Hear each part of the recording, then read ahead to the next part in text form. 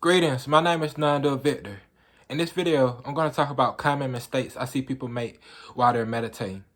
And the first mistake I would like to speak on is concentrating on the breath. That's good for being alert. Alertfulness. That is the only thing that is pretty much good for focusing on the breath. And beginners start out this way as well, but it won't lead to any sort of realization. Truly, when you meditate, you shouldn't be focusing on anything at all because you're not a najat. When you try to focus on a quality when you meditate, you're objectifying yourself. And that's one of the biggest mistakes you can make on your spiritual path, to objectify yourself. So when you say, I'm not the body or the mind, that means you're not supposed to focus when you meditate. You're not supposed to concentrate on your breath. You're not supposed to objectify yourself. You're supposed to be unidentified when you meditate. This is why they always tell you you're not the body or the mind. So naturally, you're not your hair, you're not your eyes, you're not anything physical or tangible if you're not the body or the mind. So then the question to ask is, who am I?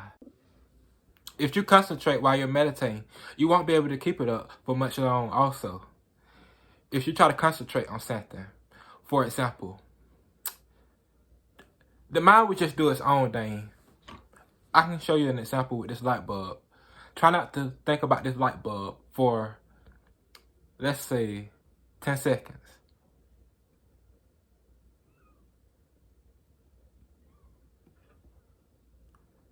You're not able to because the mind does its own thing. So, if you're trying to focus on your breath while meditating, you won't be able to keep it up for much long. But knowing that you're aware, you can always keep that up throughout the day, because awareness isn't a najat. It doesn't have objective qualities at all. So awareness is always active. It's always thriving within you. Even when you go to sleep at night, awareness is thriving within you, because awareness means life. It means existence. Existence is thriving in you when you go to sleep at night. Your heart is still beating. So that's awareness. So when I say concentrate on awareness, when you meditate, you don't have to do anything at all. It's not giving you a task, just to sit and it just be without becoming anything. That is how you actually be. To not be in a state of doing, but a state of being. That is how you do it, by knowing your awareness. By saying, I am aware and I'm always aware. I'm not the body or the mind. All spiritual practices are for this, to know who you truly are. For self-realization of who you truly are. And to know it in its fullest. Not to say, I'm not the body or the mind, but you treat only your family members better, because you're still identifying with the body or the mind then. If you're not the body or the mind, then you become universal. You're one with everybody. You treat everybody the same. You're friendly towards everybody. So that's what the spiritual path is all about, you know.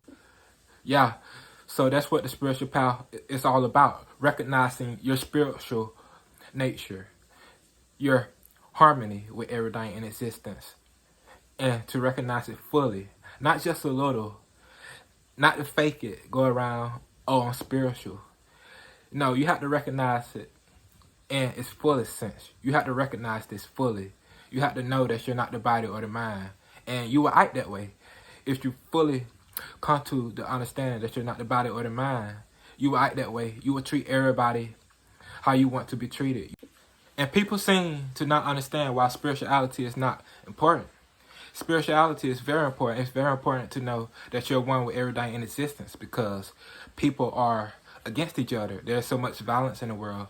So it's very useful, spirituality, to practice spirituality, to practice meditation, and to come to this recognition of who you truly are. There's racism. People are getting shot and killed. So that's because we've abandoned our spiritual nature. We overlook it. Who am I? Who am I truly? I'm not just related to my parents or, you know, people who have my blood. Actually, we're made of the same substances, actually. So we're all related in one form or another. We're all one harmony. spirituality isn't just about meditating and wearing robes. It's about figuring out who you truly are so you can be kind to other people in the world. Because if you don't know who you truly are in the world, how can you be kind towards people if you don't know who you truly are? You don't know your true nature, where you come from, where you're going. Knowing your true nature, who you are, asking who am I, and it'll automatically just open you up to being kind towards people. That is what spirituality is truly about. So we can live in harmony with each other. Existence is supposed to live in harmony with existence. Existence isn't supposed to fight existence. The sun isn't working against anybody on this planet. It's working for everybody on this planet. But we're not doing the same here on this planet. So that's what spirituality is about. To become one with everybody. Even though you already are, you have to know that you're one with everybody. And to act that way. To be that way. In our everyday society. And then we can raise the consciousness of this world. So spirituality is about that, just that. Being kind towards people and and seeing that you're related to everybody as well. You're not just related to people with your blood. We're made of the 4 elements. The water element, the earth element, the fire element, and Akash. Everything on this planet is made out of these elements. If that's not proof enough to see that we're related, we all look similar. We all have hair. We all have teeth, a tongue. It's obvious that we're all related in one form or another.